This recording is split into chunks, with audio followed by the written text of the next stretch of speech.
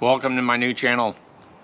I'm Gus, and I think for my first few videos I'm going to do some walkarounds of the rigs that I have, or at least a couple of the rigs that I have that I'll be working on this channel, kind of get a start basis of where I'm at.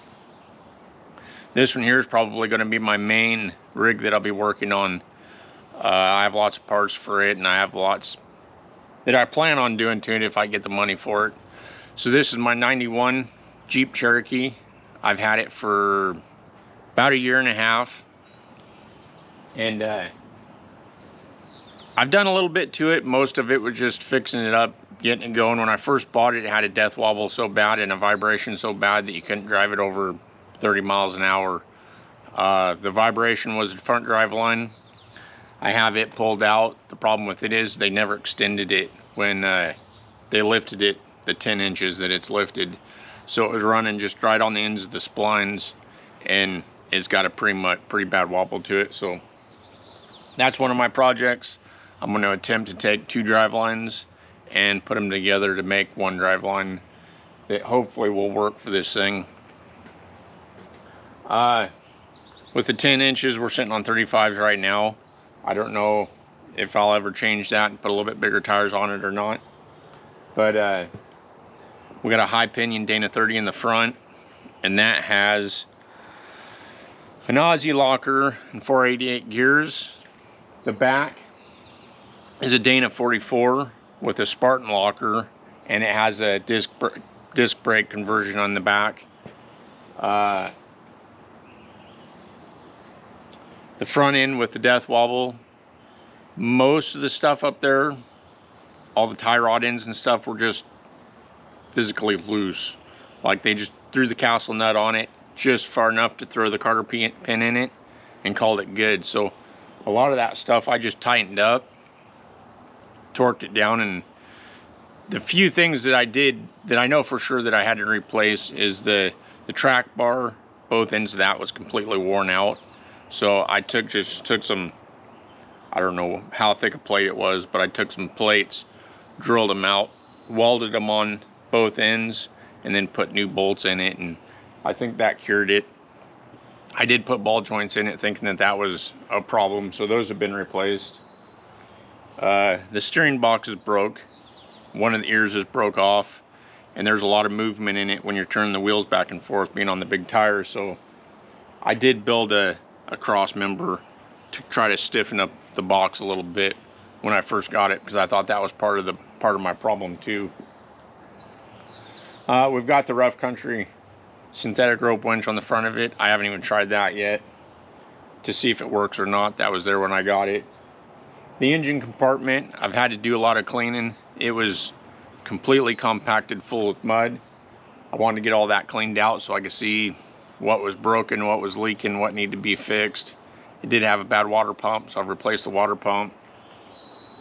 I replaced one of the idlers. When I had the front of the engine pulled apart, I had a set of headers given to me, so I threw a set of headers in it, or a header in it. And of course, when I got done with that, with all the pressure washing, I ended up, I think I got some water in the throttle position sensor, so it took me a little while once I got everything back together to figure out why it wouldn't start. And that's why it wouldn't start, was I think the throttle position sensor got a little corroded water and corroded inside. So it's out here for a month just for all that, because it took me a long time to get a lot of the parts that I bought from Jigs. So I did replace all the ignition on it. So I have some NGK spark plugs, MSD wires, coil, and a new cap and rotor. Getting inside, there is several holes inside in the floorboard rusted out. Plus the back fender wells, when they cut the tires, cut for bigger tires, they cut into the cab, and they never welded or fixed any of that. They just threw the fender flares back on and called it good. So I have all that to fix. I did get a hood from a guy that does body work, and I'm going to be using that hood to cut up to fix a lot of these holes and stuff, so it doesn't cost me any more for that.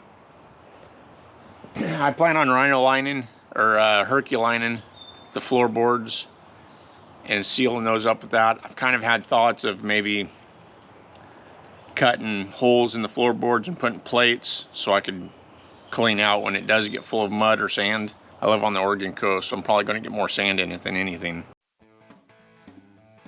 Alrighty, good old GoPro dies at the end of my last video and I didn't realize it, so I lost a few minutes of video there. So to finish off with the 91, I have an exo cage from FAB, I think, that I have to weld together and put on there. I have to paint it so far. It'll be the same colors as this Jeep here, being I have a couple gallons of it. I have frame stiffeners that needs to go on it. Trying to think, I have several little projects I need to do. I do, before I do the cage, I do need to buy the tubing for the rock sliders, because it has to have the rock sliders on it to mount the cage to when I get to that part. And who knows where I'll go from there. Just start tinkering away, and I'm going to try to get it all on video and put it up here, and hopefully you enjoy it.